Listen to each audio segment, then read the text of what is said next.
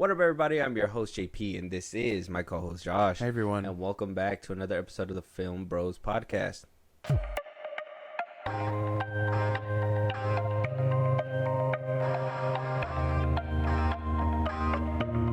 What up, everybody? We're back. Josh, Yeah. look.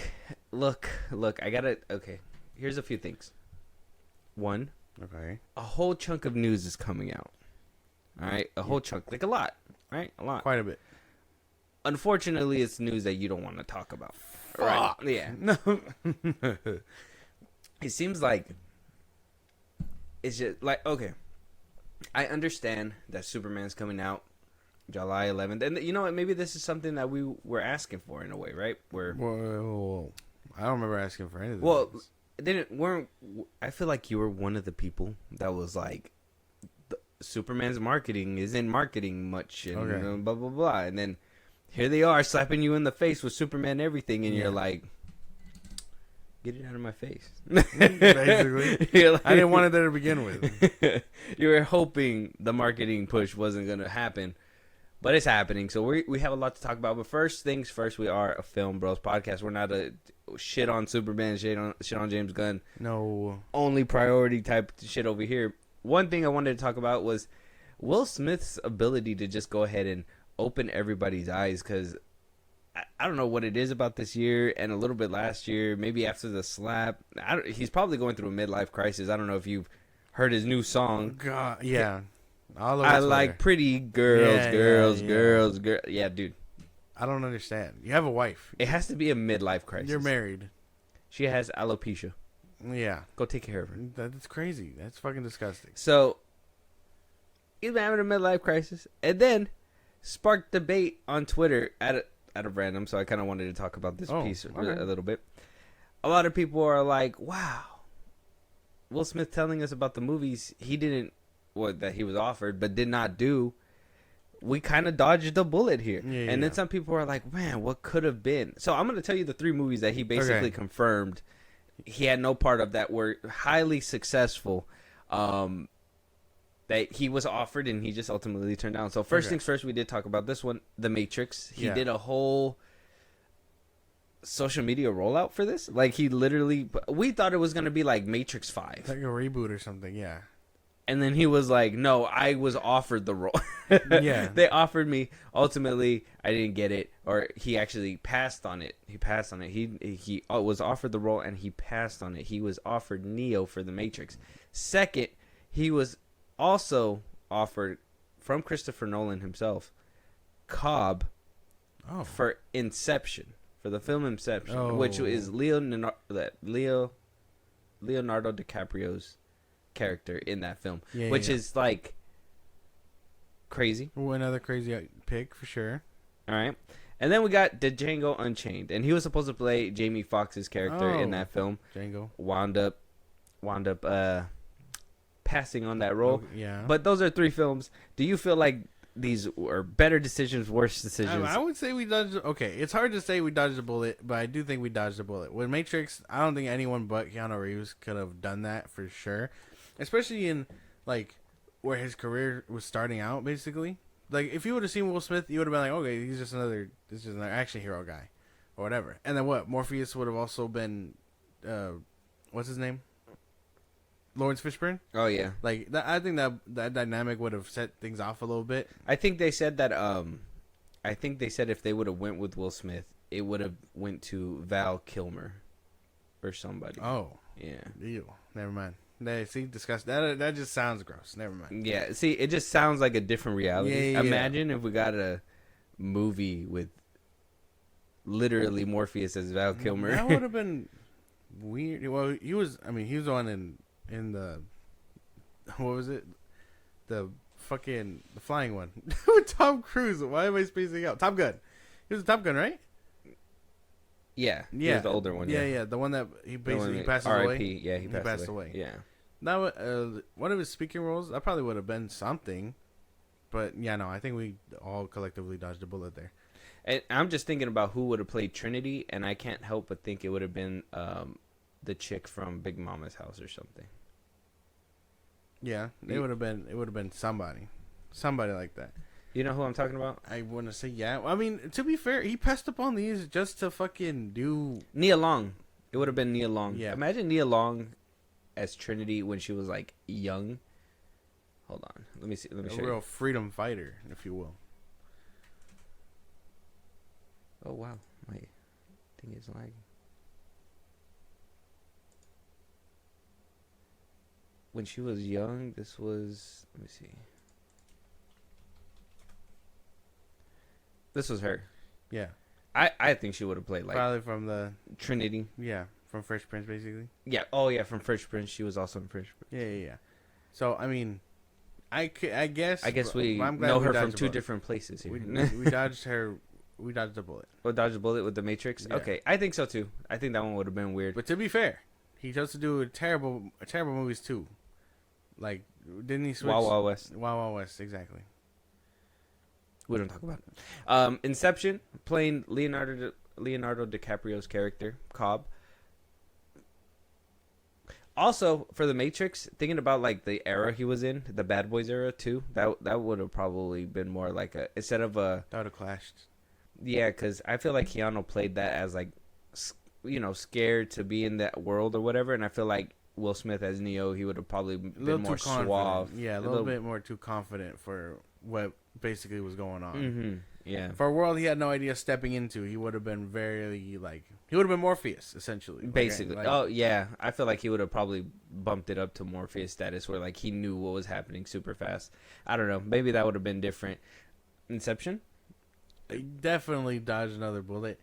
I don't think I could see him as a front man for any I'd take Leonardo over. Yeah, over any like Christopher Nolan film. I don't think I could see it.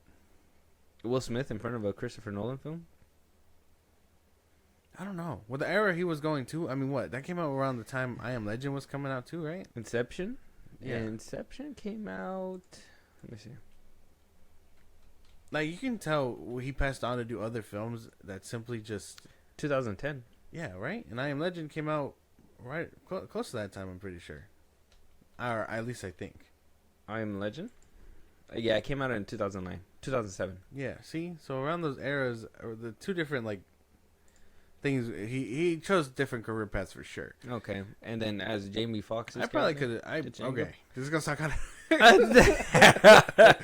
I'm like, this is going to sound a little crazy. Could I have seen him play, like, a cowboy-ish type, like the Django? Because he was a comedian, too. Yeah. I feel like Will Smith plays that character. That movie had a lot of weird, like, comedic moments that I think Will Smith probably would have given into simply because, yeah, I think he has comedic timing. So maybe, but I know that also sounds crazy because he couldn't have played two white men. I know how it sounds. You know what I mean? Like, that's the best way I can go about putting that while being politically correct. We don't need to do that here. Yeah, no, I think he would have played a great, a great version of that character. At least for like Jamie Foxx. I don't think. My thing is, Will Smith doesn't have the range that Leonardo DiCaprio has. Yeah. Right.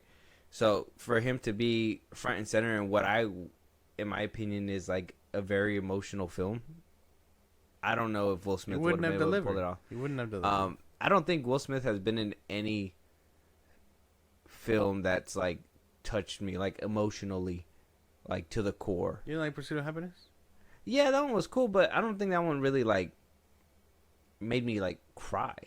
Like I cried at Marley and Me before I cried at that one. Yeah. I've cried at Click. Before I cried at that one. What was it? I also saw the what's the other one? The Heart Pound? What was that one called? Which one? The Heartbound or Heart Pound or I'm trying to look. The Pound? What's it called? It was one of his earlier works too, and it was like doing 7 pounds. 7 pounds. That one was cool too. That one was a crazy one. I don't know if you ever seen that one. No. Spoiler. Don't touch jellyfishes. Yeah. All right, man. I mean, I kind of enjoyed him, and I don't know if you saw the Collateral Beauty based on that book. I've seen that one too. That I like that one. Mm-hmm. Focus is good. It just like, I mean, he does good movies, but I don't know. Like, he's done a lot of movies, but I think his range is limited compared to what we've seen Leonardo DiCaprio do. I feel like him and Jamie Foxx are probably like the same caliber, except Will Smith is more famous because of Fresh Prince of Bel-Air. You're probably right. Yeah, that's probably a good way to put it. Yeah. But yeah, I don't know. Maybe history was right to leave. We dodged some of the bullets. I'm not gonna lie. Yeah. Let us know what you guys think. Do you think we dodged bullets? Should Will Smith have taken a couple of these roles? I'm sure AI would probably put him in these roles one of these days. We're probably gonna be scrolling and we're gonna see it. So just wait on that. Well, there is a lawsuit happening too when it comes to these companies. So yeah, it's gonna be like an off-brand of like Will Smith. It's not gonna be the Matrix. It's gonna be the Code with Will Smith. Mm-hmm. It's gonna be a bunch of like red dots and stuff that. Yeah. Moving on real quick before we get into the juicy stuff that I know that Josh just can't wait to talk about. One thing that has been kind of a saving grace for movies, the theatrical experience. It's not the shilling, right? It's not the shilling that these influencers and content creators are being paid, right? You know, it could be you could pay them all this money and they could be like, yeah, go watch this movie. It's super great. A lot of people are seeing through that facade nowadays. Nowadays, people want a movie that they know they can trust. They want a movie that they know it's gonna hit hard. They're not a sucker for, especially with like these original films that we've been seeing too. Yeah, which kind of suck because they're not giving those movies a chance either. Okay. But I do think that they are a lot of the general audience goers are being more picky when it comes down to these films. But one saving grace that apparently has been happening at least this year has been PG movies. When I say PG movies, I mean like, you know, parental guidance. There's PG, there's PG-13, there's G for general audience as well. There's R, there's NC-17. Yeah. So there's a few ratings. You don't see NC-17 too often. That's usually on the websites. Stay away from them. Yeah. So this variety basically makes it a point to point out that PG films have been saving the movie theater experience. Theater attendance has been up with all PG films, from a Minecraft movie raking in $951 million, almost $1 billion. Lilo and Stitch, the remake, almost to $1 billion as well, raking in $858 million. Goddamn. How to Train Your Dragon on its opening weekend has $197 million on its opening weekend. PG films have accounted about $1.53 billion, accounting for 41% of the year-to-date revenue for theaters. It's the highest percentage of any rating, coming from multiple years, right? And apparently this shift started happening around 2019, 2020, 2021, around there. But before then, a lot of people, especially PG movies, were kind of like at the lower end of the total poll. I don't think a lot of people, I think it was the stigma, right? Oh, PG-13, PG, that means it's a kid's movie. Basically. Like, I wanted to sneak into those rated R movies. I wanted to know what you didn't want to show me. Exactly. I'm going in there. Mm-hmm. I'm getting in there one way or another. The seating thing, RIP to the kids nowadays, because, you know, the whole seating thing probably ruins the whole sneaking into the theater experience, but that's something different. But Hollywood has been making up its money from PG films compared to, you know, R-rated films like Alien Romulus, which did really good, but just obviously is not going to be making as much money. I have told you before, PG films usually make more money because you can not only take mom and dad, but you could take the kids too, right? You can't just take your boyfriend and girlfriend. You can also take your nieces and all that stuff to a PG film. Lilo and Stitch, you can pack it up. Minecraft, you can pack it up. Minecraft really packed it up. Have you seen those things? But what do you think about PG films basically saving the theater experience? I mean, there's nothing wrong with that. I think everybody can enjoy a good family film, you know, good or bad. Like, these are the safety nets that Hollywood needs, because, you know, people are still going to want to take their kids to the movies and whatnot. So it's not the most craziest thing to be like, well, let's just put out a couple here and there, make back $1 billion or whatever, and then we make a sequel or we do another original day or whatever, because they're always gonna stick around. That's the thing. People are gonna want to see rated R stuff for adults, which I've always thought, like you said, yeah, I want to see what you're not showing me. You know what I mean? When Logan came out, I was like, I got to see that. I'm getting in there. I'm getting in there. So, they're just good safety nets to have. I think if you got rid of anything like this and put it straight to streaming or whatever, you would definitely lose that market. And it'd be weird. Like, oh, How to Train Your Dragon going up against shit like Ballerina, that's rated R. You know what I mean? Like, those are two completely different lanes, but you can have fun at like, both of them if you wanted to. There's no problem with that. Well, here's my thinking about it, because it's good. I really like that PG movies are kind of breaking in the money. It worries me for like Hollywood, because what if they stop taking risks on the bigger movies, right? Like the more R-rated films. I guess you could still tell a sophisticated story in a PG-13 film. Yeah, I believe that wholeheartedly. I've seen it. You got to be able to tell it in the right way. But when you want that little bit of edge, right, a little bit more, and they say, well, when we give them that edge, nobody goes to watch.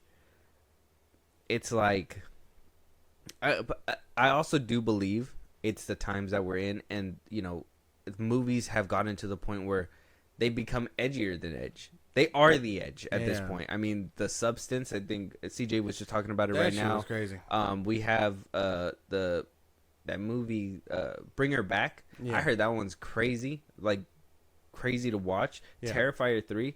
We've gotten to the point where I think the average moviegoer isn't surprised by these R-rated things. If anything, they're kind of scared, and they would rather stay in their box. In the nice safety box where it's like not too crazy, not too, kiddish, but I come in, I have a good time, and then I leave.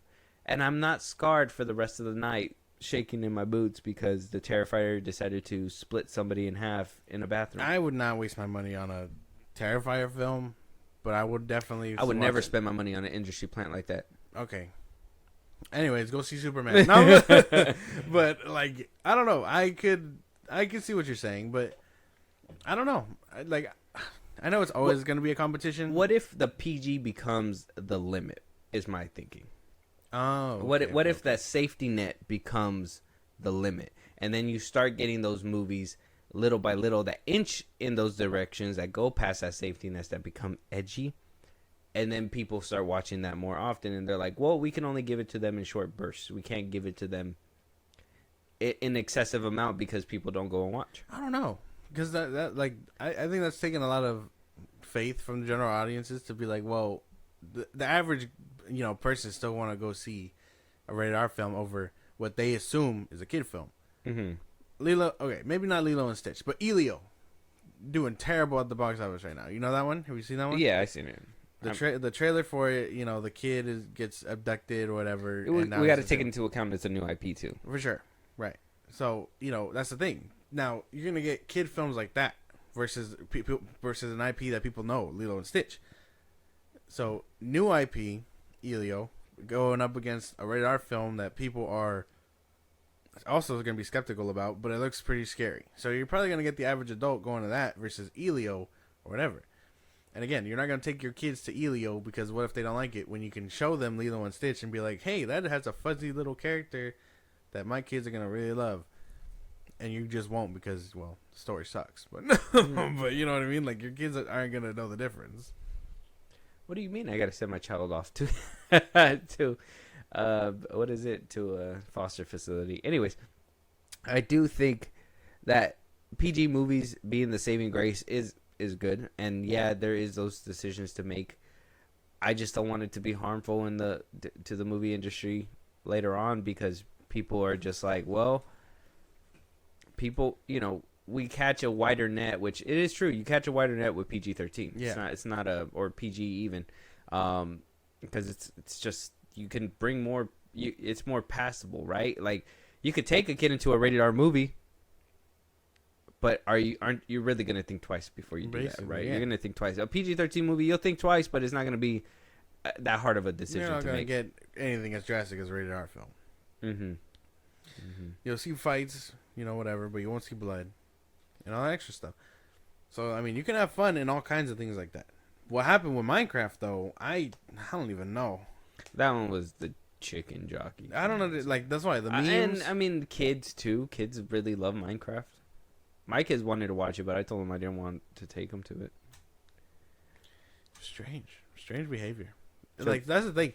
You think you got it down pat with this movie stuff, and then the studios throw a wrench in the shit, and you're like, why did that work? Like, you know what I mean? Like, it's such a weird phenomenon. I don't think it's like that's what I'm saying. Like, I don't think it's too weird because I mean, if you think about it, we've gotten to the point where, like I said, films have gotten to this edgy place. People are scared, right? It's kind of like in hip hop when it's like you make a song that's so hip hop it scares the hoes. In the movie business, yeah, in the movie business, you make a movie so scary, you scare the general audiences, and you're like, well, I don't want to watch. I don't want to see her back pop and shit. Like, I don't want that thing crawl out of there. Like, it's weird stuff. People like to be. That's one thing. People go to the movies to escape. Sometimes they go, it's boyfriend and girlfriend escaping to do whatever they want to do. Husband and wife that leave the kids at home. Yeah. They want to go and they want to watch the movie and they want to leave. Sometimes they don't want to be traumatized in the middle of that. They're just, it's all that stuff. So shit going on. I just don't want that PG-13 or at least that PG rating to become the holy gospel, right? Like, I don't want them, and it seems like that's kind of like the way it went. Obviously, Marvel movies, they were scared to make R-rated films for the longest. Why? Because they were afraid they weren't going to make any money off of them. Yeah.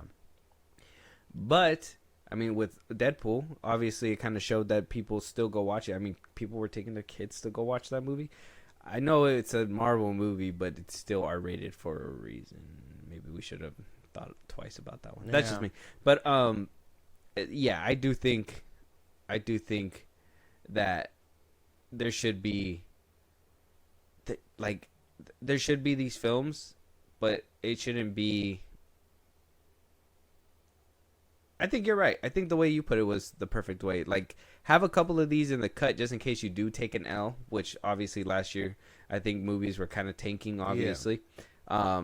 And the PG-13 movies, Variety makes it a point too. The PG movies, those were the saving graces for the studios, where like Warner Brothers was losing money on Mickey 17. Minecraft basically picked it up. It picked it up. Not only made it up for Minecraft, but made it up for Mickey 17.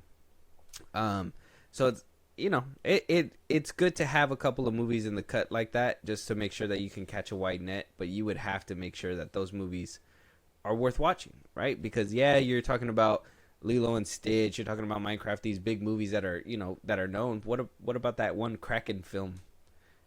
Oh, the fucking with like Gullin or whatever, and the Kraken. There's that one.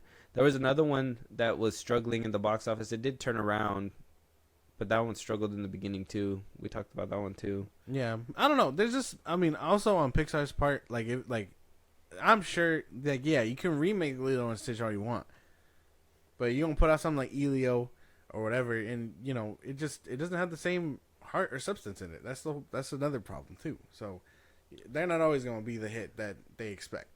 I heard Elio's really good. It's probably just a new IP. It's kind of, I'm trying to think of what's that one movie, because it did the same thing where it's like a lot of people were scared to go watch it because it was new, and then they wound up watching it and they liked it.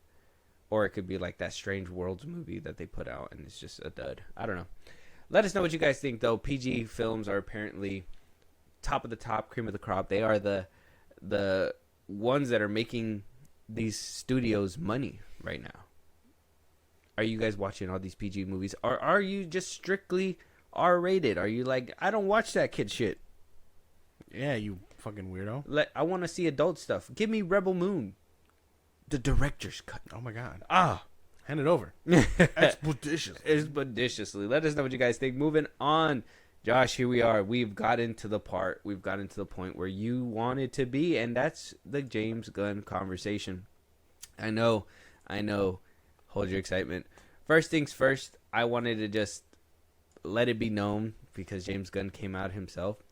This funky shot that we got in a trailer where everybody roasted that Corn Sweat's eyes were all over the place. Yeah. The flip looked weird. you know, that people really kicked when this trailer dropped. A lot of people defended it. A lot of people said, "Hey, what are you talking about? This is cinema. Cinema that we've seen it. Cinema." James Gunn came out and said, and this is his quote, talking to EW News, "It was a TV commercial, and it wasn't a visual. It wasn't efficient. It wasn't a finished visual effects shot. So, the part of him flying, it was a photograph of his face and him flying. It was a photograph of a drone flying in front of an actual background. So all the pieces were real, but it was incorporated in kind of a funky way. I didn't love the shot, so it's not even the shot that's in the movie.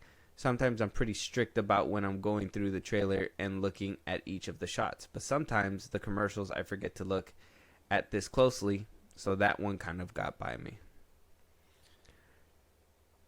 How the fuck do you let it get by you? Like, what do you... He's such a fucking liar. I think the internet bullied this man into taking this out of the film. I don't know. I think he's chronically on like that. Trunks, the film plots are looking real.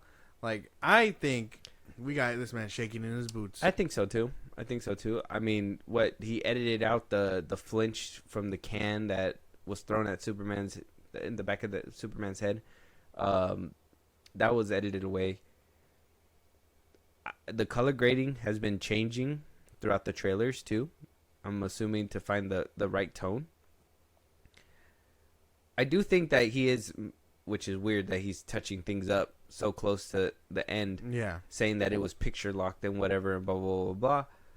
We all know that's bullshit. They can literally, nowadays, when people say picture locked, which is crazy. Before, when people would say picture locked, it's because they basically put the film in a box and they shipped it out. Yeah. It's over. That's it. You're whatever's out there is going to be sent out there. If you need to fix it, you're going to have to wait a couple weeks to ship another box out. Nowadays, picture lock means it's on a USB drive. I'm done with the work. I put it here. I can literally plug it back in and fix it whatever I want. Exactly. That's literally what they're doing nowadays. And that's what he's doing. He hears the feedback. He hears the whatever people are saying. And he does what is necessary. I'm happy he took the shot out and he's not standing 10 toes behind it. But at the same time, how easy is it? He lied. How easy is it to be like... He lied again. How lied about what? Okay, he lied because he said that it had no visual touch-ups on his face before. And then it did. So not only a couple months back did we bring it up to you and say, hey, this looks weird. But he said it wasn't a finished visual effect. He says it wasn't altered or whatever. Finished. No. A couple months ago, when this did come out, and people were trying to tag him to be like, hey, why does it look like this or whatever? He's like, whoa, well, there's no digital altered face. It's the way the camera is or whatever. That's what he said. Yeah. And now coming back, he's like, well, it wasn't finished. I didn't look at it correctly, whatever. He's a liar. He's backtracking so hard. I do think that he's lying about that it got past him. How? You're touching up this movie.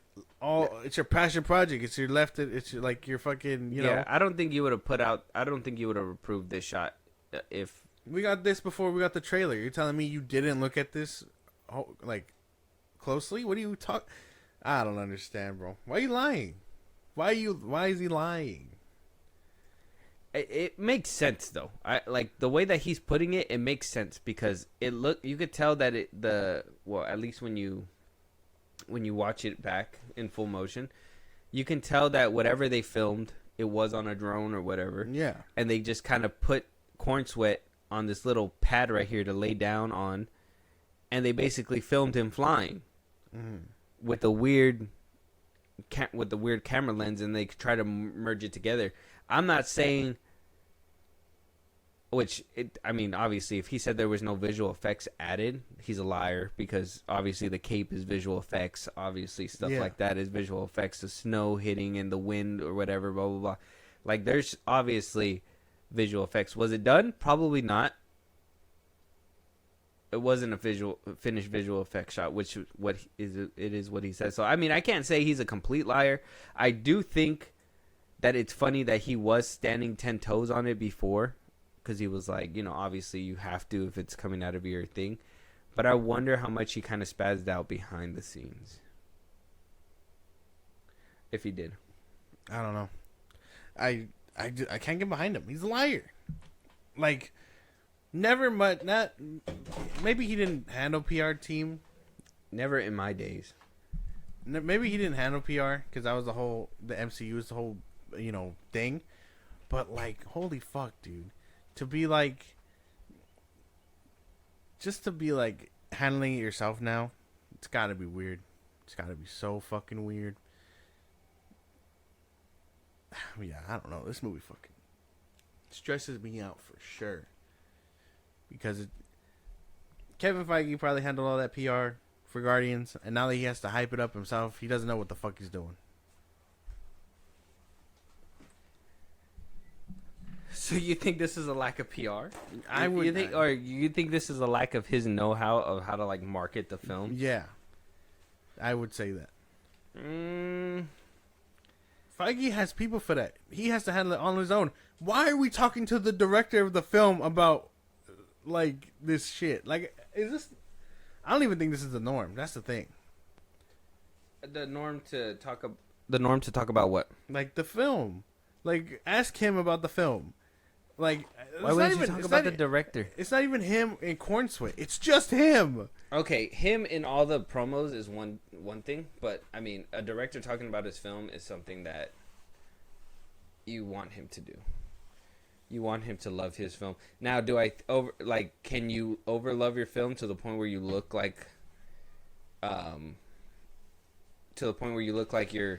you're how do you say, you're overdoing it? Yeah. Or you're too much involved? Yeah, of course. I mean, it's not. I'm not saying that that's not what he's doing, but your claim is that he's lying. I don't know what he's lying about. That's what I'm trying to figure out. He was lying about the visual effects shot. Because beforehand, he was saying like I said, when it dropped, he was like, there's no visual touch-ups. There's all Cornwood's face. It only looks like that because of the camera or whatever. Well, that's why. There's no visual touch-ups. That's his face. How is that his face? That looks digitally altered. That's his face in a fishbowl lens. It looks that's why it looks like that, is because it's his face in a fishbowl lens. Whatever they did, he filmed it, which obviously you could tell from the trailers that they're using a fishbowl lens. He filmed Corn Sweat on a set flying with the fishbowl lens, and then used the drone to get the scenery around it, and then merge those two together. So he took two different plates and put them together. So that's why it looks like that. Now, like I said, finished visual effects, you can't lie and say there was no visual effects because the cape is clearly visual effects. He did say on this one, at least, it wasn't a finished visual effects shot. I don't know where you're getting what he said before. I do remember him standing on this shot where he was like, oh, that, what do you call it? That I don't know why people are making a big deal about it or whatever, blah, blah, blah, blah. But, like, I don't know what he lied about. I know what he's lied about with other things, but not this thing in particular. But that's what I'm saying. I don't know. Maybe I'm misremembering it, but that's what I'm saying. When this shot was coming up, and people were like, "Why does it look like that?" This is the first L we've gotten since the suit reveal. Remember that fuck ass thing? I think everybody thought it was like L after L after L. Unanimously, this was like panned terribly. So now that it was panned terribly, he took it out of the film and it's not even like used. Yeah, I mean, isn't that false marketing too? Can't you sue for that now? If I'm expecting this ugly ass shot and you're telling me it's not in there, can't I sue for that? No, because I mean, Endgame did it to us. That's why they gave us a. What happened to that one chick that wasn't even in the movie, but people went to go see her, but she wasn't in there? Remember when we talked about that a couple of years ago? Yeah. Can't that be a thing? Can't I do that? The Corn Sweat's in the movie though. Yeah, but this shot specifically, the one from the ad. Well, that's what I'm saying. That's what they did with Endgame. Endgame, they put a trailer up where they faked you out, and it was never in the movie. Remember that one scene where they're all running in? Or no, it was Infinity War. Infinity War. When they're all running together, and it was like it was There's false Hulk because Hulk got fucking murdered in the beginning. He wasn't even in there. Yeah. Halfway through, they just did him in. He was in the Hulkbuster the whole time. I don't know, dude. And even then, two different things because no one talked about that. That was meant to be a surprise. No one talked about that. You know, it wasn't like Kevin Feige was like, that shot we did, it looked ass. I cut it. Like, Yeah. what do you mean? Honestly, even the finished trailer looked amazing. Even like the shit that they threw out, like where they try to fake you out, it looked really good, and Yeah. it had people hyped. The shit was strange. If anything, when they showed the Hulkbuster, I was like, "What the fuck? Why does Mark Ruffalo look like that?" Yeah. Like him as Hulk in the trailer looked a lot better than. They put a lot of effort into that fucking trailer. But I do think him taking this shot out, which he most clearly, I don't. He's a coward. Yeah, he's a coward because I don't think that this got out accidentally. I think he put it in there thinking it was going to be something good. He probably didn't rewatch it as much as we did, and then when it was put in his face, that's when he was like, "Holy fuck, it's not as good as I thought." Yeah. So I do think that's what basically happened, and yeah, putting somebody's face in a fishbowl lens will most definitely do something like this, especially when we saw that one shot where it's like another Black Adam shot where it's like stretched and going forward and stuff fucking like that. Crazy. Insane. James Gunn coming out and saying that the Batman is his biggest issue as well. So not only is he taking a whole scene out of a movie, but now he's also admitting to not being able to get a Batman film written. Apparently, and this is kind of like what he says in the interview, because in this interview as well, he kind of touches up on, and we're going to talk about this too, but a Reddit page of the Snyder fans, and which I'm waiting for that towards the end because I wanted to see how you're going to react, and you're really acting kind of Snyder culty, so I don't know. I'm not acting like a cultist. I'm only calling him out. If Zack Snyder did some fuck ass shit like this, I'd call him out too. But he doesn't. Exactly, because he's a professional. Yeah, like, that man's a king. He's a fucking professional. Yeah. He comes in, he aura farms out of nowhere sometimes. James Gunn tried to aura farm. Did you see that gay ass photo shoot? That was weird. I hate how he opened the book just to close it again. That shit was. Let me pick up this comic to show that I know what I'm talking about. Flip page, flip page, flip page, close. What the fuck? I'm sorry, dude. I don't know.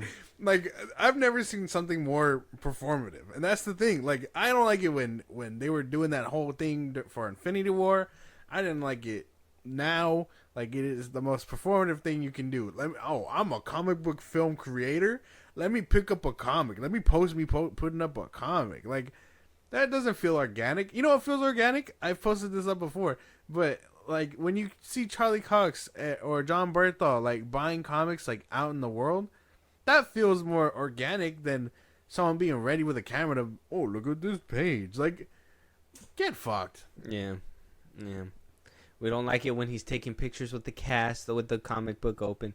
It just screams photo prop, and it's just like it's not good. But he does talk about the Batman Part 2, Matt Reeves, and he talks about, a little bit of the process of writing his own Batman. So, and kind of pours cold water on a lot of people's theories too. So we'll all in one interview. So he does talk to the Rolling Stones, and when they're the Rolling Stones are magazine, and when asked about potentially two Batmans, will we see Pattinson in the DCU? Yeah. Is James Gunn writing Batman? And he says, I would never say zero, because you just don't know, but it's not likely at all. So he's saying this to Robert Pattinson joining the DCU, saying that it's more than likely not going to happen. Do we believe that a little bit? You still think there's a potential for DCU Batman to be Pattinson? 100%. Okay. Especially with, them doing that animated show together, and the Arkham Asylum show. Clayface. Yeah, I don't know. He does kind of touch on the script for the Batman Part 2. He says here, I'll also say the Batman Part 2 is not canceled. Okay. He says that's the other thing I hear all the time. The Batman 2 is canceled. It's not canceled. We don't have a script. Matt's slow. Let him take his time. Let him do what he's doing. God, people are so mean. Let him do his thing, man. Sure.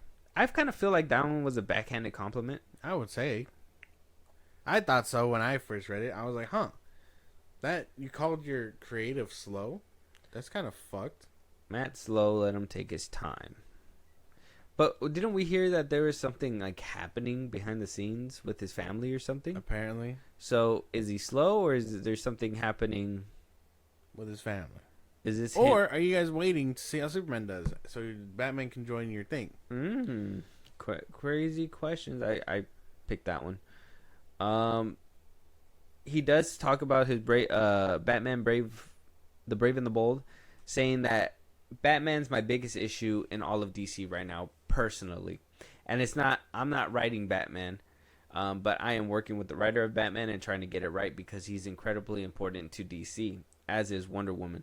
So outside of that stuff that I'm doing in the projects that are actively going, our two priorities are finishing our Wonder Woman and our Batman scripts. I wonder who's writing Batman. I wonder who's writing Batman. Muschietti? Hey, throw it away. Throw it away. I mean, a lot of people say that Ben Affleck gave one of the best Batman speeches in Batman history. I did like that speech. Andy Muschietti wrote that. Did he really? Did he write The Flash? Yeah, right. He was a writer. Yeah, I thought he was a director. Director and a writer. Hold up. I don't know how accurate this is. We got to fact check.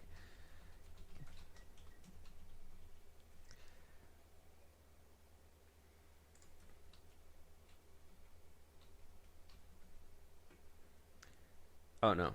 Christina Hodson, John Francis Daly, and Jonathan Goldstein. Yeah. And who knows how many times they had to rewrite this film too. So, I mean, yeah, I would say I don't think Andy Muschietti wrote the. No, he's not even as a writer's credit. Oh, see, so that shit had nothing to do with him. No, I gave him more hope than what I thought. Shame on you. Who wrote his lines? Who wrote his lines? I didn't know specifically. It was one of these four right here. All he wrote was he wrote Mama, and then he wrote like 3 more other films. Who? But Andy, Oh, Muschietti. he's not a writer. He's a fucking director. So if Andy Muschietti taking a swing at writing, holy fuck. Holy fuck. Nah, I don't know. I get the funny feeling that it's James Gunn. Well, he said he's working with them. Matt Reeves.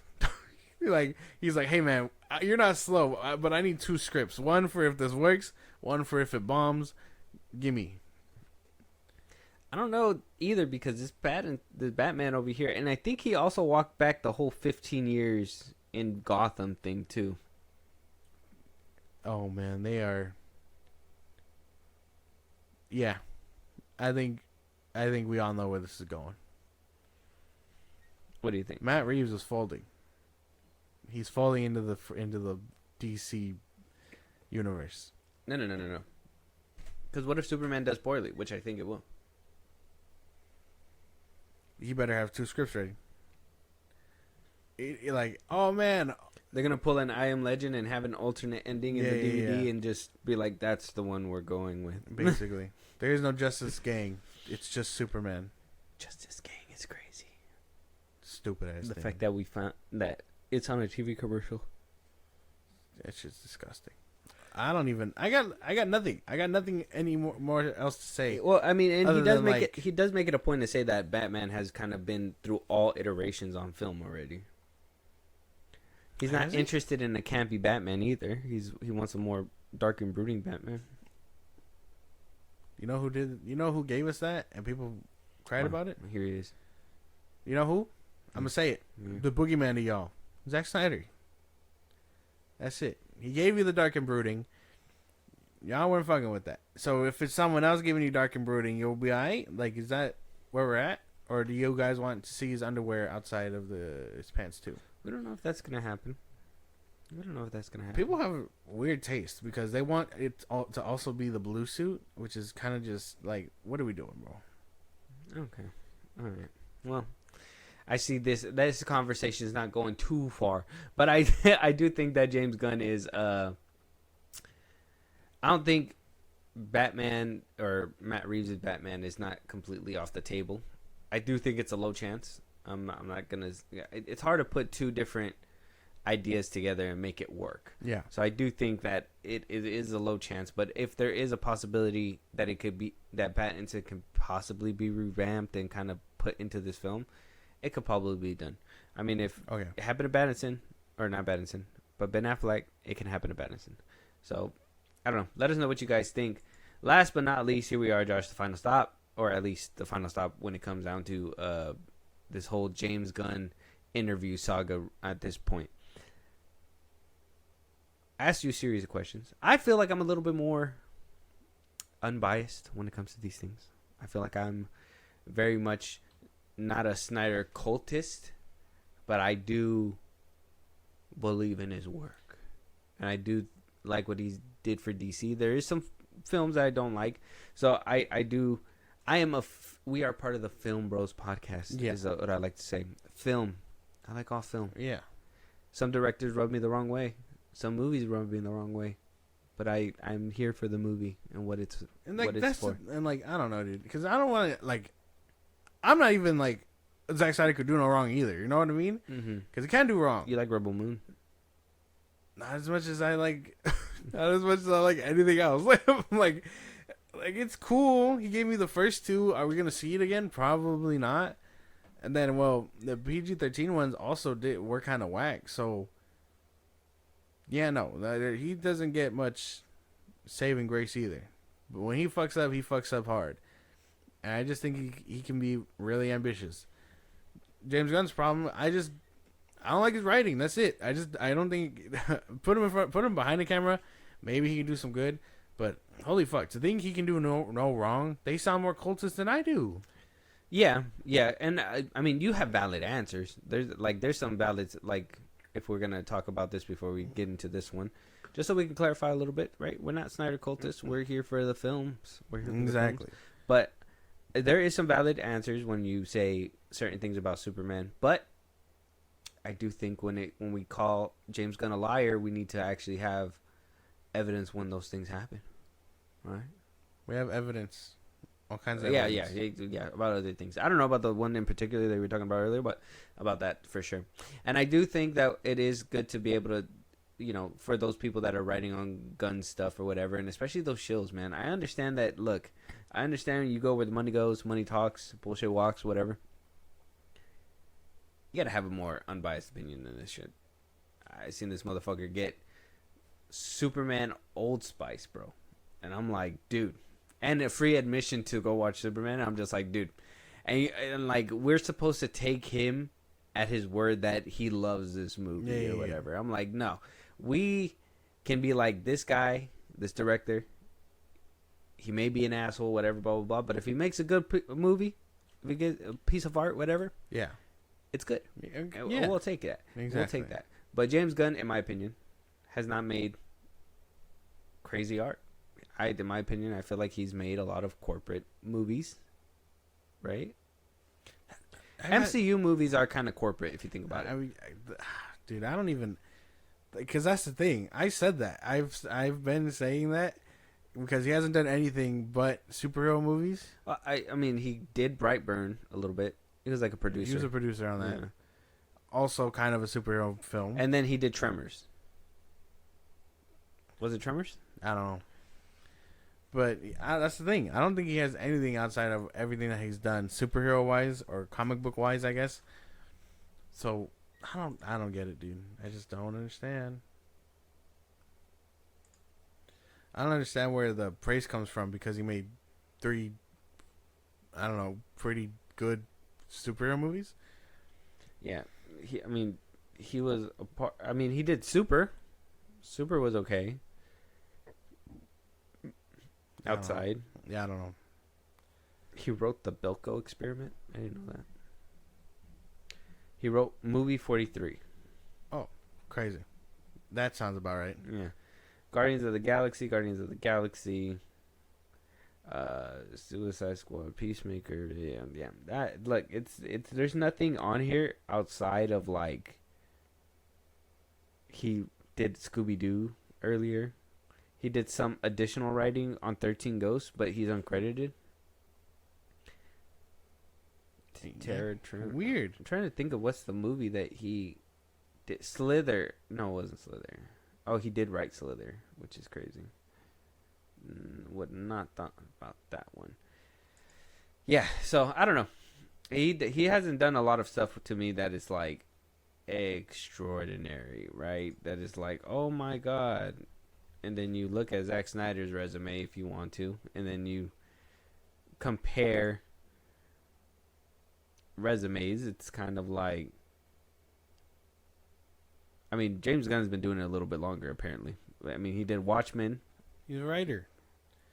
He's a writer that Sucker Punch. They put in front of a camera one time, and well, they really loved his work. He's an artist. They put in front of a camera because he doesn't do a lot of writing. He does a lot of directing. No, I said James Gunn. Huh? I meant James Gunn. Oh yeah. That's why, because you Oh said no, he wrote a lot. Yeah, because you say he did it longer, and I'm like, well, that's because he was writing. Oh yeah, There's a reason he wasn't put behind the camera up until a certain point. Exactly. Yeah. So, with that being said, we're gonna have to get into this one because this is the one where I'm like, this is the one where it gets a little touchy because I don't like to be on that side. But here's what it is: James Gunn is responding to the Snyder fans Reddit page where they are planning to review bomb Superman when it comes out, where James Gunn says he's not worried, that it's ridiculous, that it's a small percentage of people that are being negative, that they're opposing everything that comes to them, basically. So he puts this on Threads.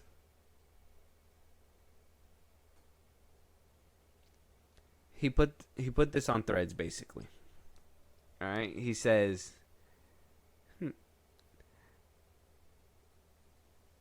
I think it's good. I think you don't want to have everybody root for you. I have an actor who reads everything online. I won't say who it is. He'll know who it is. It's one of the top 5 in It's one of the top 5 in Superman, and this actor gets so upset over things that people say. First of all, you realize the trailer came out and was 97, 98% positive. These people help us because you don't want everything to seem 100% positive. He adds, it's all right to have an opposing force while every once in a while the comments are ridiculous and inevitable. There's going to be some people that are upset and not okay with it, and that's okay.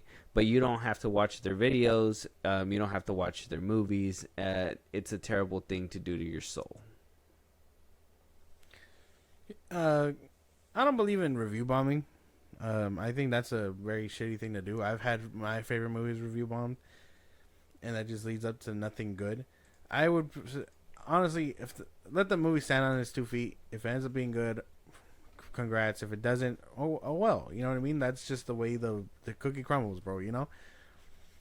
So I don't agree with that. Do I agree that it's kind of weird to take a jab at potential fans that aren't sold on your idea, your film yet? Yeah, I would say that's a little weird. I also probably think it's planted, but that's a little conspiracy theory of mine. But that he's responding to a weird subreddit page. Yeah, like why would you waste time if you weren't worried about it? You know. It seems like they took it off the Reddit page, so I'm gonna try to find where it says. Okay, so it says here. This is where the subreddit page said. It said, "Fight for our Snyderverse on the imposter Superman release day. Here's what we can do to make a difference. 1.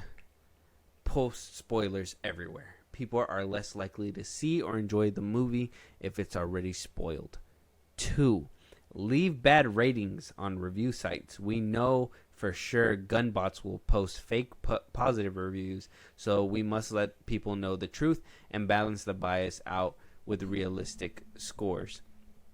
3. Reserve tickets online, but don't complete the purchase by selecting and reserving tickets. It gets taken out of the pool for a period of time, which means this has a chance of stopping gun bots from buying tickets. Gunn fired the first shot and killed the Snyderverse, and here is our chance to take the fight back to him. You see, that sounds crazy.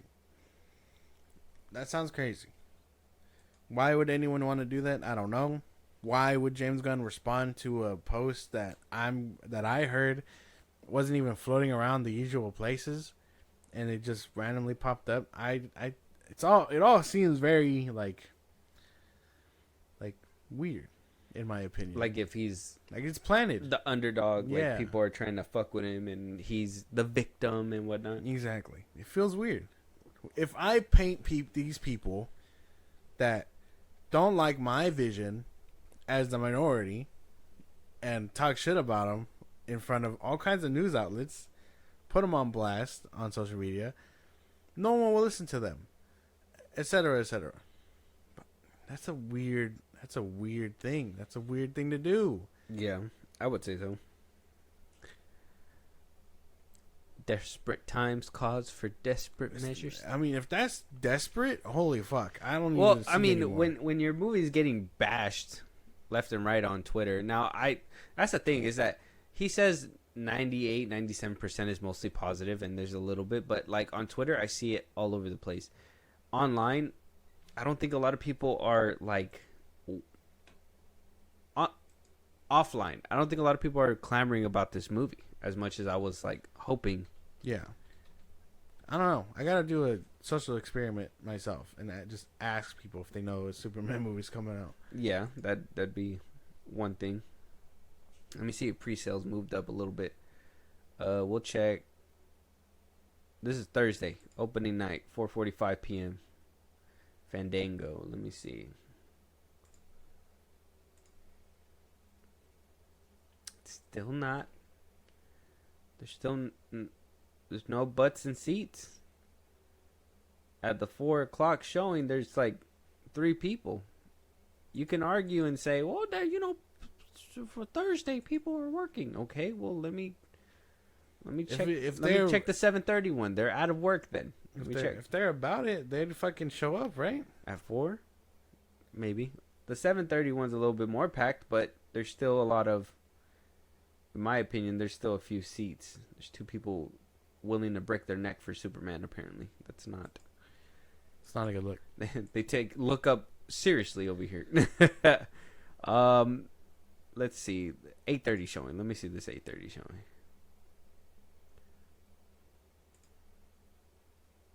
Yeah, that's it's open. It's open. We could get 2 seats right now if we wanted to. We don't want to, but Hell we could. no. We could if we wanted to. Let me check. 7 o'clock. There's another theater. Let me check a different theater. Damn near fucking empty. Like, This movie, dude. I don't know. I think James Gunn. all right, last theater. Keep going though. James Gunn and Zaslav are gonna have a very hard conversation when this shit fucking hits the fan. Yeah, like, it's open. Zaslav's gonna be like, "Man, I already split the company in 2. Your shit ain't even profitable. Yada yada yada." Your shit. Like, you know? Okay, yeah, Yeah, unprofessional. no, You know what I yeah, mean? yeah. James Peter Gunn- Safran walks in. Yeah, bitch. James Gunn is gonna be like, "Man, get off my nuts!" Like, they're gonna have the most unprofessional conversation in a professional setting. They're gonna be just yelling back and forth at each other. Exactly, because they don't know how to. He doesn't know how to have a normal dialogue. James gonna be like, leave my office. Zaslav's gonna be like, this is my office. Yeah, What's mine now? exactly. And Zaslav's gonna be I like, do think this is a planned thing. I think this is a coordinated attack. I do think this is something to make yourself feel like you're fighting the good fight against people that are trying to take you down. But in reality, nobody's trying to take you down, man. This movie, there's always a thing where it's like, in my opinion, right? Yeah. This is my opinion. There's always a thing where it's like, you didn't have to do this, right? when you see somebody get hit by a car by accident, you're like, holy shit, that's crazy. Yeah. You see somebody purposefully stand in front of the car and be like, I'm not gonna get hurt when this car hits me. You're gonna be like, that was dumb. Watch what's gonna happen, dude. And then they get hurt on impact. Exactly. At that point, you feel bad, but you don't feel as bad. Basically. You're no longer the victim. Mm-hmm. You're poking the bear. We told you, don't do this, and you did it anyways. Yeah. Superman, this new Superman film, was following up Man of Steel. And as much as I would like another Superman film, I know if the Superman film does not pass up what was done before or is at the same caliber, you lost me. And you lose a good chunk of people. Yeah. Because you're no longer innovating. You're regressing. And it's not good for anybody. So I gave James Gunn the benefit of the doubt. Okay. And with every single thing that I see, nothing comes close to a 12-year-old film, 13-year-old film. I just can't. It's hard to want to go watch this movie with just like hope. Open mind when you're just like, this looks nothing new. Like this looks nothing. It looks like what we got with the Flash and stuff. Yeah. And it just sucks. That's just unfortunately it. Like that's like when it all comes down to it, it feels like the Flash again. If you see them standing next to each other, you can tell which one is which one looks like it's taken more care of. And couple that up with like the whole Trunks debate, and then what we saw with James Gunn trying to put it on Corn Sweat, and Corn Sweat was like, no, you did, and then the uncertainty there. I kind of feel like all that you can feel it when you see everything in motion. I'm not saying Corn Sweat looks bad in this picture that we're looking at, but it doesn't hold a candlestick to what we see with Cavill. Yeah, no. Unfortunately not. It's going to be a long and bumpy journey for James Gunn and for DC. Hopefully DC gets off the ground, otherwise you won't have any DC projects. Batman Purgatory. Let us know what you guys think. Is James Gunn overreacting about this Snyder cultist Reddit subreddit, whatever it is? Is Batman Part 2 canceled? Is it not canceled? I mean, James Gunn says it's not, but studios say things all the time. Exactly. Let us know what you guys think. James Gunn has been on a roll when it comes down to the conversation. I'm pretty sure he's keeping his name in the limelight for Superman, and it's gonna be a fun thing to maintain for the next couple of weeks. We'll have to wait and see. Moving on, Clayface has casted its lead actor. James Gunn announced this himself as well. Tom Rhys Harris is going to be playing Clayface in literally the movie Clayface. It's not even Batman's movie. It's a movie called Clayface. He's an actor. He's an unknown actor. I really don't know where he's been in. Done. Yeah. The Gentleman. He got this role over Jack O'Connell, which he was the big bad in Sinners. He got this over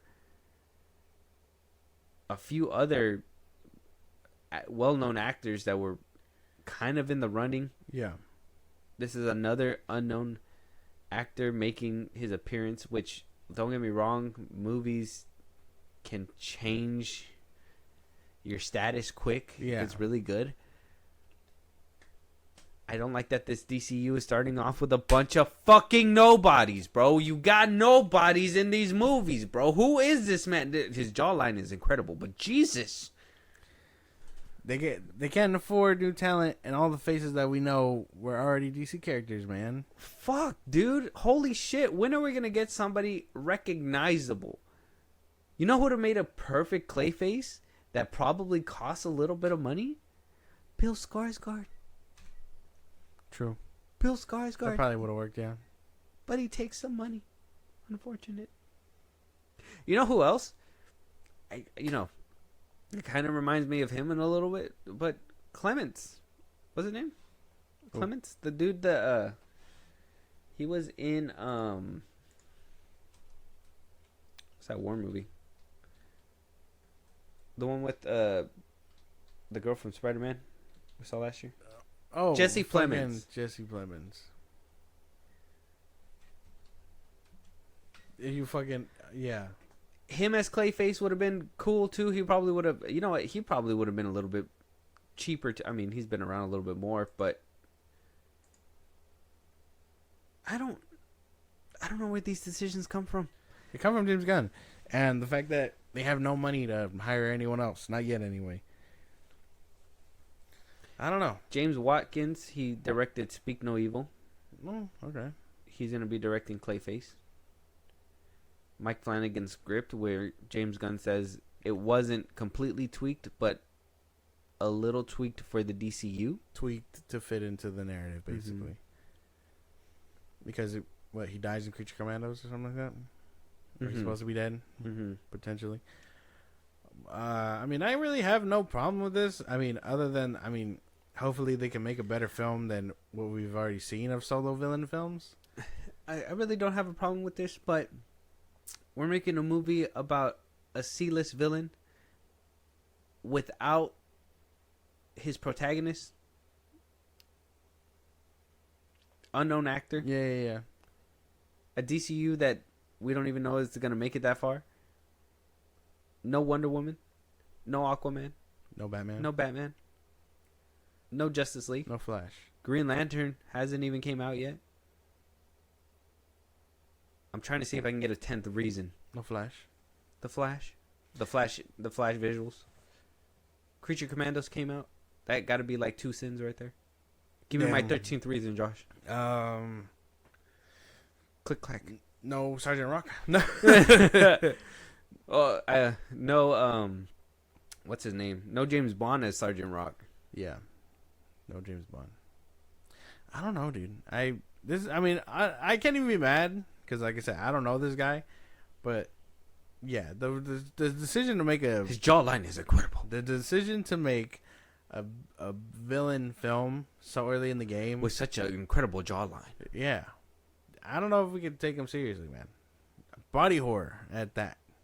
If Clayface's face doesn't have that jawline, bro, what's the point? If he doesn't turn into a big clay monster, what's the point? The Clayface monster was always on the inside. No, I hate that. No, I hate that so much. What? You like the Void and Thunderbolts? Yeah, because eat it. Because that was fucking cool. That's what you like. Because that was cool. Yeah, you like. He had cool powers. What does he do? Turn into sludge? Excuse me. Yeah, where's Batman? Where's Batman? Yeah. Why isn't Batman a part of this? Did we learn nothing from Joker 2 and, the Sony's attempt at this? What if we saw Clayface being put in jail by Batman in the beginning of his movie? And the rest of the movie is him escaping. I don't believe that. I simply believe we're going to get that half-assed shit again. Where it's like horror? No, where we got... Well, he said it was body horror, too. Yeah, that's why. No, but not that. But we're going to get that half-assed backstory where he's going to be doing his thing and then Batman's going to show up. It's going to be another silhouette bullshit because by this time they probably still won't have a Batman ready. You would hope that that's not the case because this movie's supposed to be... It has a release date of 2026. Ooh, yeah, exactly. Oh, yeah, they would have to cast a Batman soon, huh? Unless they could do a reshoot and do what Zack Snyder did and basically, you know how like they showed them getting all captured? Yeah. In Suicide Squad? Mm-hmm. Or David Ayer? What David Ayer did? That was nice little Easter eggs. I don't know. I mean, I could get behind the film, I guess, but all these decisions still sounds crazy. There should be, like, the opening should be told all in clay. That'd be cool. And then everything changed with the Fire Nation attack. Oh my gosh. Just shape-shifting clay. Yeah. That could be interesting. That'd be sick, right? He makes like a Batman out of clay. That'd be kind of Yeah, cool. and then I was thwarted by Batman, and then it's like a Clayface Batman. Yeah, That'd be crazy. That'd be interesting. That'd be cool. Kind of like what happened to in Gotham Knights. Yeah, that'd be cool. Yeah. I don't know. Something like that. See, I'm thinking about like cool ideas while we're over here worried about like We're not gonna get any Nobody's. cool shit. Yeah. should have hired Jared Leto. Anyways, moving on. Can't wait for Tron. Yeah. I'm not sure about his allegations. We'll talk about that on a different thing. So we'll talk about that later. Hopefully, when things clear up a little bit better. Yeah. Let us know what you guys think, though. Clayface is moving forward. We have an actor. Incredible jawline again. Like the man is chiseled. It's insane. All right, man. But yeah, I don't. Apparently, according to James Gunn, he gave an amazing performance. So we'll have to wait and see what comes out of him. Hopefully, we can see it. But you know, his DCU is not Shaping up. It's not shaping up the way. No pun intended. But the clay isn't shaping up the way that I was hoping. So we'll have to wait and see. Moving on though, Pirates of the Caribbean 6 possibly confirmed. Jerry Bruckheimer talking to Screen Rant, saying that this franchise will be put in a new direction. It would be put in a new direction, as well as saying that some original casts will be expected to return, as well as new actors.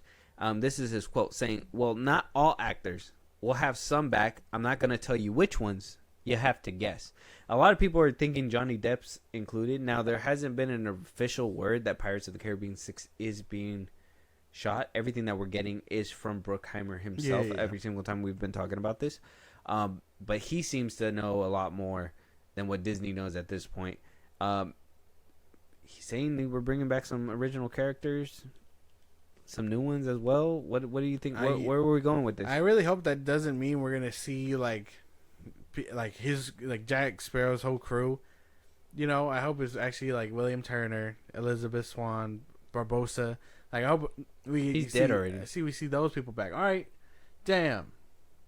Like the actual like actor or no, like I think. Did he die in the fifth one? Oh no, actually he took his ship. Never mind. he can come back. He did come back. Shit can come back. How many times is he gonna come back though? As much as it takes. Yeah. Him and Jack go hand Recast in hand. him with Harrison Ford when he passes. Him and Jack go hand in hand, bro. I don't want to hear none of that. They are like rivals for days, just like Batman and Joker, Spider-Man and Green Goblin, Jack Sparrow and Barbossa. That's the team right there. Yeah, but he's getting old, man. It's gonna be time for a new one pretty soon. Who? You know? Barbossa. No. They can CGI him for days. Oh yeah, see Gregory Rush. See, he's old. He's an old man now. Like, he's 73. He could be Barbossa, so. A little bit longer, but not too long. What I just want Johnny Depp back. What if he gets to the Fountain of Youth and we get like a young Barbossa? Okay, so you're asking about everybody else, but you're not asking about Johnny Depp. We already know, because if I go on, I won't stop. I want Johnny Depp back just as much as you do, goddammit. I want him more than I've wanted anything else ever. No, like, the moment they're like, Johnny Depp is coming back for Pirates of the Caribbean, I will be set. I will buy pre-ticket sales, because I've never done that in my experience. Johnny Depp returns for Pirates of the Caribbean 6. Along with the original, like, Elizabeth Swann. Starring alongside new coming actor Amber Heard. Oh, hell. Oh, He's hell just gonna no. be like, you look like a bitch. And then just walk away. Like, There's going to be a scene of her, like, shitting on a bed or something. yeah. That's not, we call it the poop deck. You don't really poop on it. Oh, damn. Get off that, Amber. I want Johnny Depp to come back. It sounds like they're playing coy with it. Maybe Johnny is asking for a big old paycheck that they can't cash right now. Yeah, an apology paycheck. That's the way I would see it. I would take an apology paycheck. Like, is our condolences, not our condolences. Here are our apologies, Mr. Depp, for everything we put you through way back when, knowing what was going on. Just put the hat back on for us. Look, my bad, dog. I didn't know she shit in your bed like that, dog. Yeah. My bad. And then come back, and everything will be alright. You just over here popping Quaaludes on set. We don't know what's going on at home.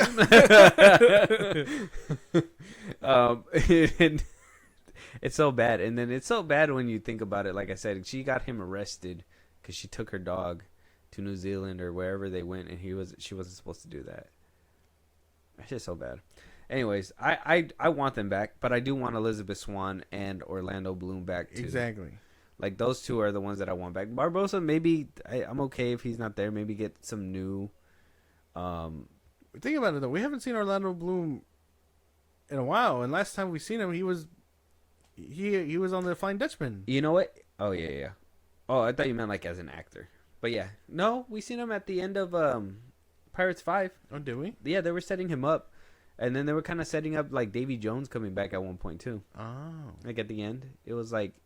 It showed him and Elizabeth in bed, and then like lightning struck, and it was like the tentacles, and then he woke up, and then it was the end of the movie. I gotta rewatch the last two. Mm-hmm. Yeah, it might be time for that franchise. This I is love just Pirates of the igniting. Caribbean. Yeah, it's just igniting. Fucking that one. I gotta see it again. The DCU, well, at least the Snyder trilogy, Star Wars, and Harry Potter. They all get a yearly watch. I gotta do my yearly watch of Pirates. Mission Impossible's get a yearly watch too. Cloverfield does too. Mm-hmm. We just watched them. We watched all three. Yeah, I did. I love those. But yeah, hopefully they do come back. Jerry Bruckheimer is giving us the little Easter eggs. Like I said, it's not officially confirmed, but it sounds like he knows more than us. Apparently more than Disney. Yeah, more than I've never seen someone root for a franchise so much harder than he has. Let us know what you guys think, though. Moving on. Josh. We can't take anybody's word until the movie is shot and I have a 4K disc on, like, in my hand of this film. Because according to some scoopers, Daisy Ridley's Star Wars movie is getting put on hold. Son of a bitch. Who would have thought that a movie directed by a documentary director would be put on hold? But here we are. It's being put on hold.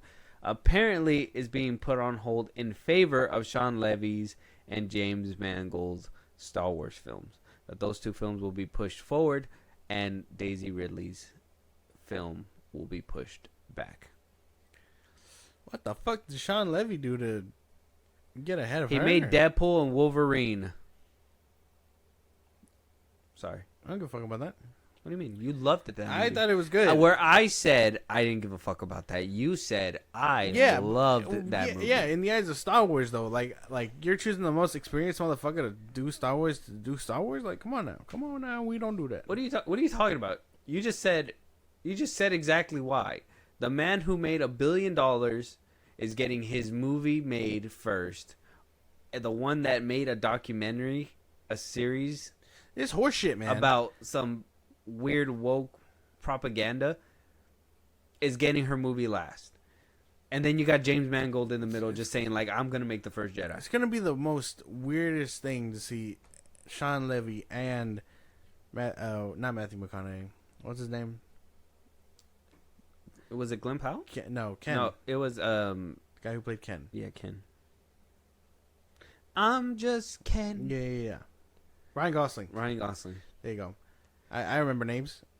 That's the most. How can we forget? He made Barbie amazing. Anyways, it's gonna be the most interesting thing to see Sean Levy do. I just hope it's good. James Mangold, I put my faith in that man 100%. But over my Ray film, I don't know, because I'm really looking to that. Oh, crazy how you said the two other directors, but you're not gonna say the last director. I don't know her fucking name. You know her name. I actually don't. Oh, I forgot her name too. It's Obid Bay Chinoy? Oh, yeah. Obid Che Chinoy. Che Chinoy. I don't want to butcher her name. Hopefully it's right here somewhere.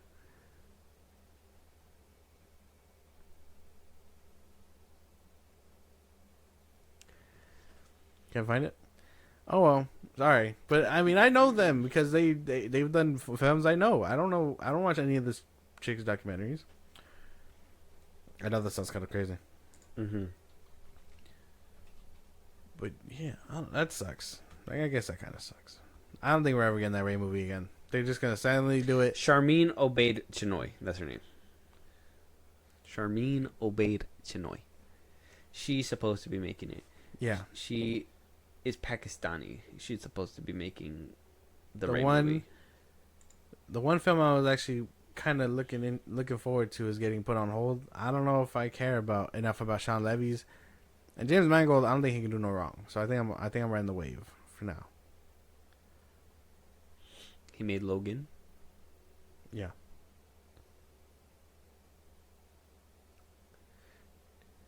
Didn't he do First Class? It's crazy that no, that was it's crazy that the other guy. the guy who made Logan is making the first Jedi, and then the guy who completely defiled Logan is making another Star Wars film. Fucking Star Pilot film. Yeah, so they're supposed to be working together now. I don't know. I'm about it. I really was hoping that we were just going to hear a change of director.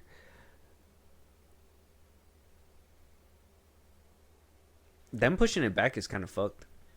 Yeah. I mean, that was like the first one green lit. So, like, what are we doing? You know? It makes no sense. Letterboxd has it crazy ass thing. Star Wars Dawn of the Jedi by James Mangold. Set during the Dawn of the Jedi era, 25,000 years in the galaxy's past, and described as a biblical epic about dawning the Force. Or the dawning of the Force. That shit sounds crazy. I need more details on that one. Not just the Rey film. James Mangold, hurry up. Don't you dare pick up that fucking that pen for Swamp Thing until I see that Star Wars movie. That's the way I see it.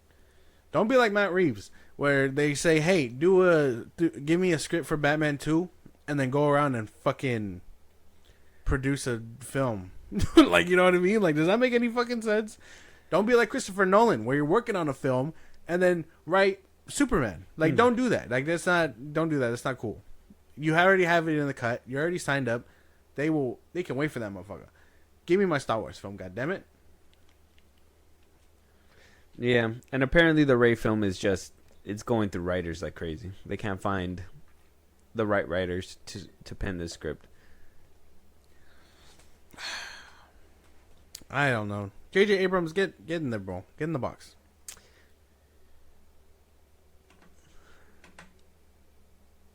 Yeah. The shit you say sometimes. It's time to bring things Did together. you not see Rise of Skywalker? Yeah. Yeah. That wasn't his fault. This is the Joss Whedon-ish shit I've ever seen in my life, bro. The Joss Whedon thing is no. Dude, that is so Josh Whedon encoded. It was crazy. No. Yeah, they don't said, be talking like this because it's crazy. Abrams, like the Force Awakens, Sound sure. like a crazy person. Force Awakens, I could probably let it pass, but still, it's still kind of like bar for bar, A New Hope. But then you go to Rian Johnson, who tries to give you something different, and Disney's like, no, let's Josh Whedon the fuck out of this thing. And why don't we get the dude who did like any of the other films? I mean, who did Solo? That shit tanked. They're not gonna buy him back.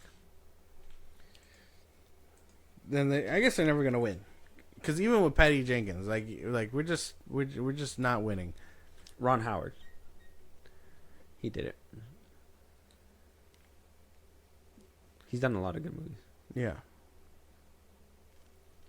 Shame.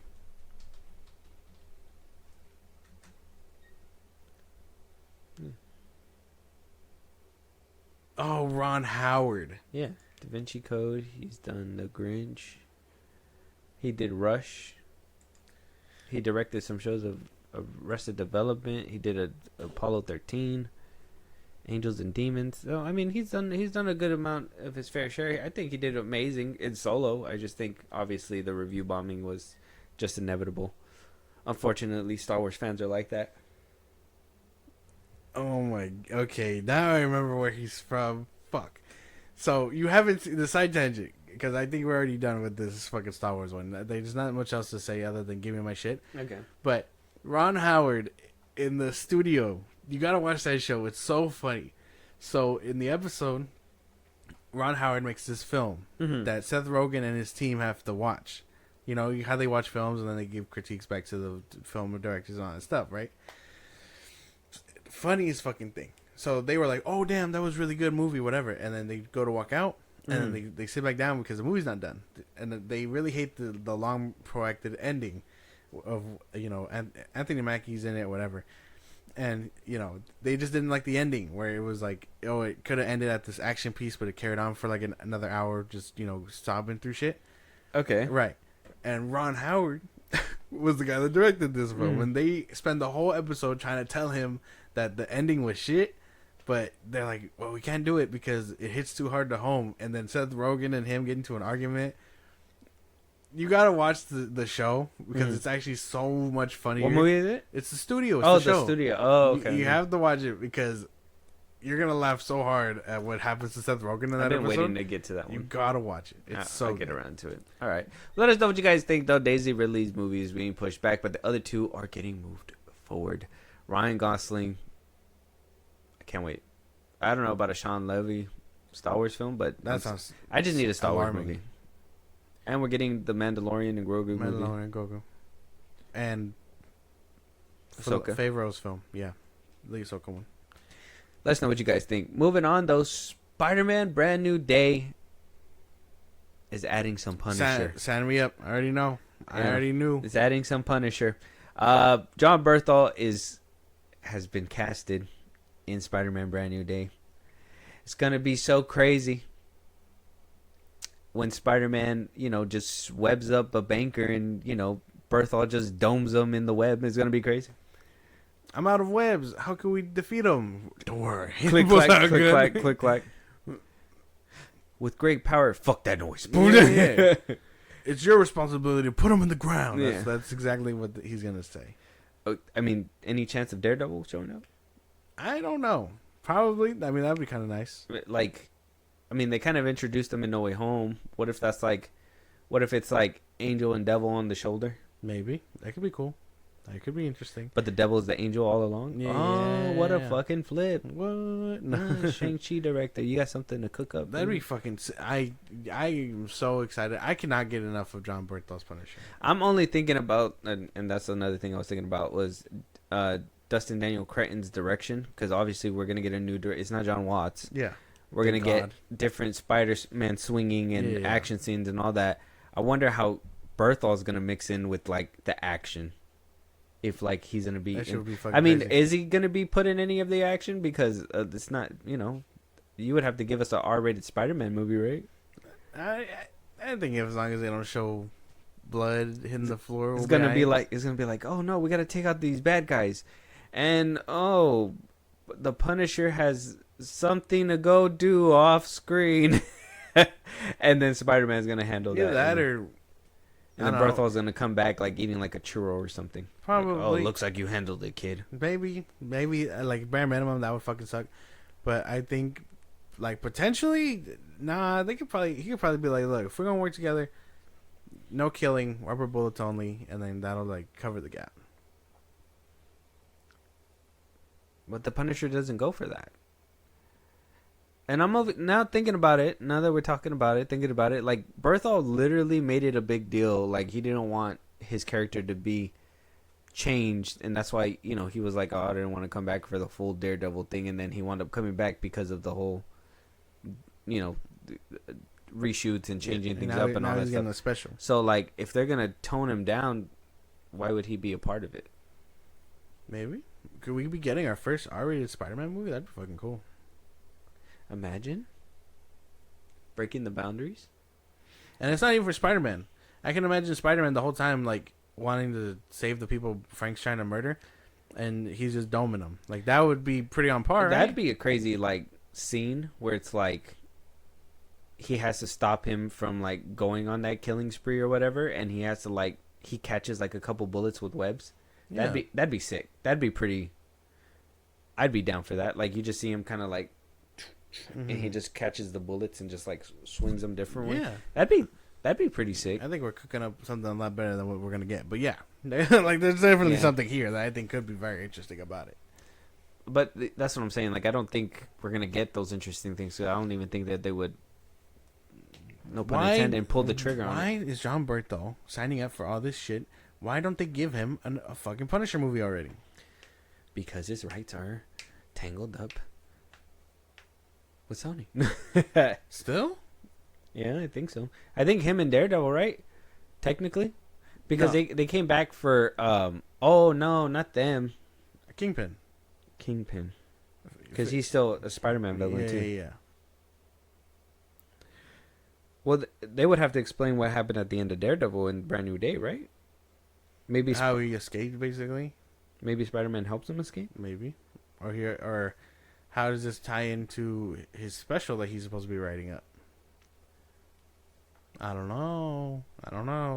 But I am interested. Anytime I get to see Jon Bernthaal's Punisher, sign me up immediately. Even if it could potentially be a watered-down version. I could be down for that.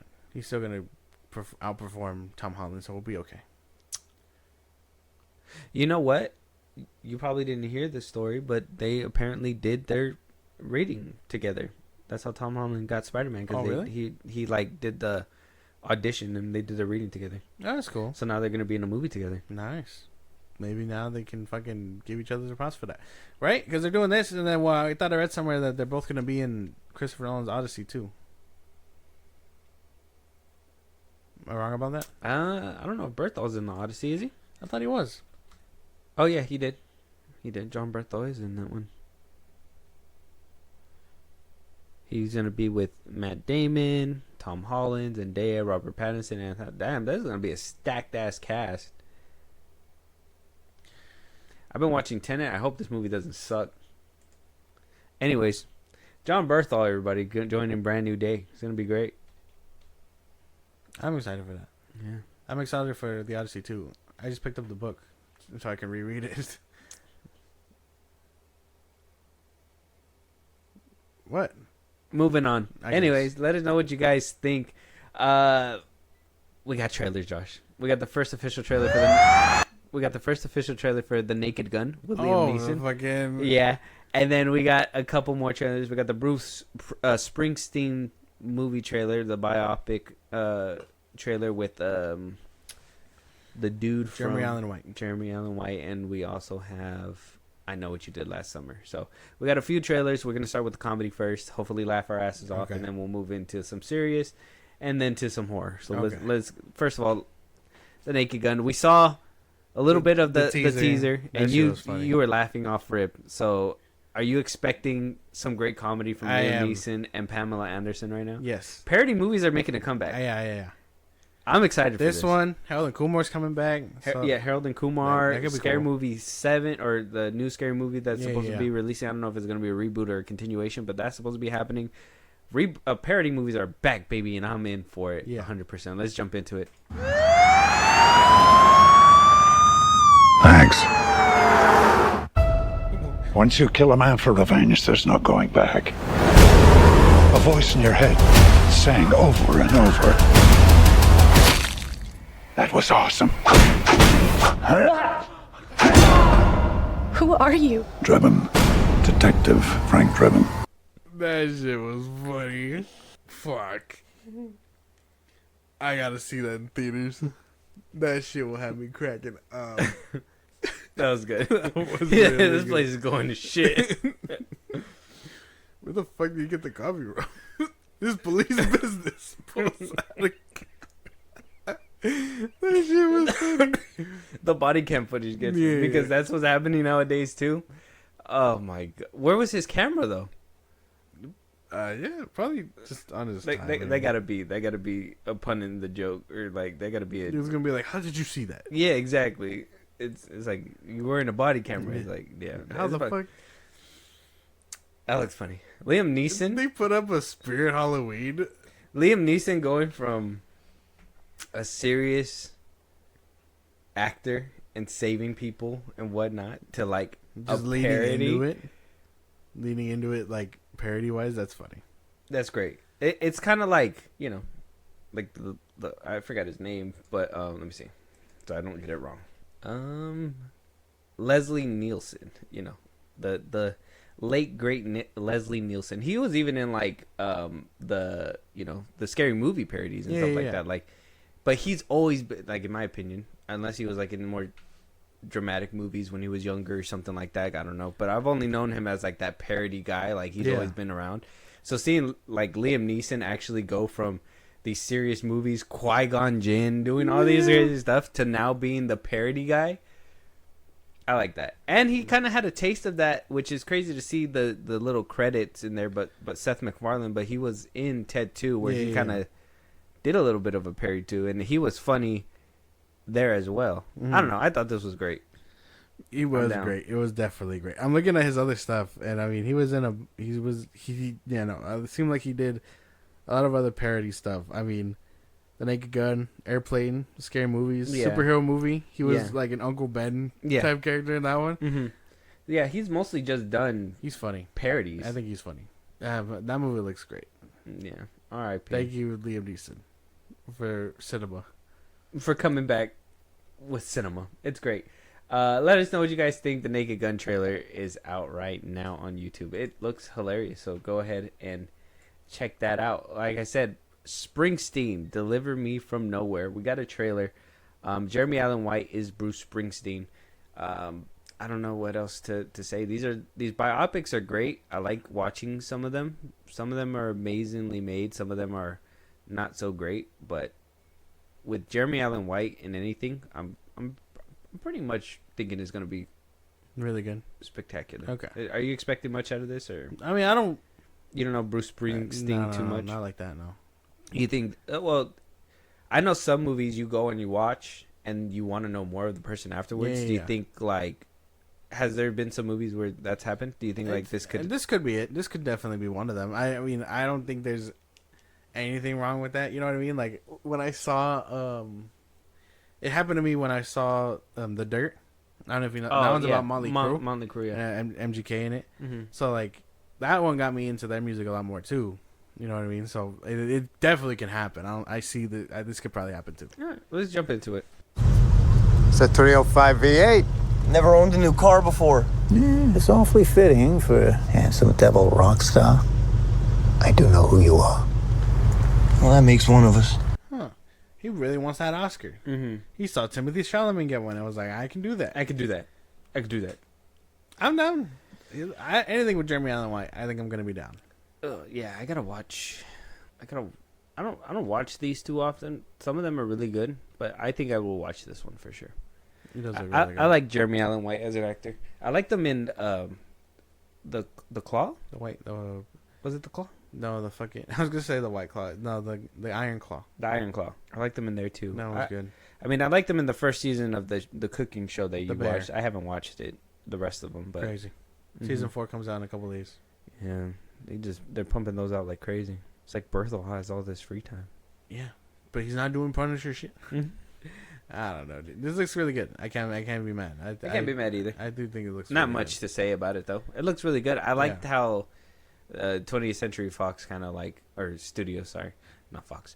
They kind of like put out a teaser and everything, and everybody was like kind of anticipating it. They're like, "What the fuck is it gonna be?" It was Bruce Springsteen. It's crazy. Let us know what you guys think though. Moving on, I Know What You Did Last Summer, right? The reboot. The reboot from Sony Pictures. Not expecting much out of this trailer, to be honest. When we saw the teaser, it was kind of lackluster. Yeah. So hopefully this shows off a little bit better. Apparently the original actors are supposed to come back too. I don't know how much we're going to see about that. I don't know how much you can slice this kind of movie besides just rehashing the thing again. So I'm going in kind of expecting that they're going to rehash it again. So well, let's just jump right into it. Hi! Thanks for coming! Can you believe our best friends are getting married? A work envelope? Could it be cash? A check? This just screams like They're rehashing. Yeah, they're rehashing. They have a perfect opportunity to do something that will make it worth watching. I don't think the movie's gonna be making like 500 million or anything like that. But this movie has the potential to at least reach 200 million at least if they do what I think they're gonna do and they do it right. But if they don't, and it's just another person in a suit just walking around and whatever, it's fine. If they have a potential to connect it to the original films and make it do it in a good way, kind of like a really good legacy way. If they don't do it, ain't nothing I could do about it's all that. in trash. Yeah. If not, it's just a rehashing again. Yeah, it's like, well, then what's the point? That's all I got. Maybe maybe you're right. Maybe I do need to watch the first. I think if you watch it, you'll have that appreciation where, like, oh, you could see where they can kind of connect the thing. I don't want to say right now because if it does happen that way, and it was kind of like, if I can think of it, I kind of feel like they thought about it, so they can probably do it. But like, I think if you watch those and you're like, I don't, even me talking about it, I don't have like the excitement of like when I watch Scream or anything like that. This is more like it could add some value to the point where like you could get some kind of rewatchability from people that watched this before, or can make people go watch the old ones or something like that to appreciate this one or something like that. Like, they have the potential, but if they don't do it, it's wasted and this movie is gonna fail. So it is what it is. But I mean, yeah, you might be right. I mean, I don't know. From what I saw, it basically looked like the first one. Like it's just a newer version. The only thing that has to like change, the only thing that will make it not new is the fact that it has the old people in it. That's it. Point blank. Period. They're the Sydney and Dewey, yeah, of the franchise. Like what? Like, I don't know what it is. Mute it. But like, why does this look so fake? Probably because it is. You couldn't go on a real road. Just not. Like, this all looks like fake background. Like they were on a set or something. I'm pretty sure. Just to get that shot, most likely, yeah. That's it. We're so putting that in the trailer. Like, dude, that was sick. Dab up the director right now. That was a pretty decent shot, but yeah. Other than that, I mean, I didn't really see anything too crazy. This movie just feels like... You didn't get a rise when you saw Kanan? No. He doesn't. I don't think he'll be in there for long. I mean, he was at a pier with a gun at one point. He's gonna kill the guy. He's gonna kill the hook guy. The hook guy. Some might call him a hooker. Yeah. Just kidding. But yeah, I don't know. I said, I'm not feeling it 100%, dog, but I can be like, it's a no from me, dog. I could see myself watching it when it comes out on streaming, unless another trailer comes out and kind of points me in the direction that I'm thinking.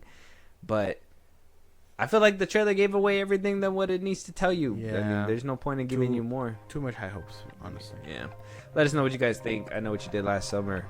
Trailers on YouTube right now. With that being said, that is our last topic of this episode. Any topics we should be talking about, any movie you want us to review, TV shows, Josh, let them know where they can do all that. Twitter, TikTok, Instagram at FilmBros Podcast. Post episodes are up. You can hit us up there for any news and movies you want us to cover. Buzzsprout links in the social I just gave you. It's like a Patreon, subscribe, have the show go. Really appreciate it. Listen to us anywhere you get your podcast at FilmBros Podcast, Spotify, YouTube Music, Apple Podcast. Again, wherever you get your podcast. And when it's all said and done, subscribe to our YouTube at FilmBros Podcast. And with that being said, we'll talk to you guys on the next one. Talk to you guys.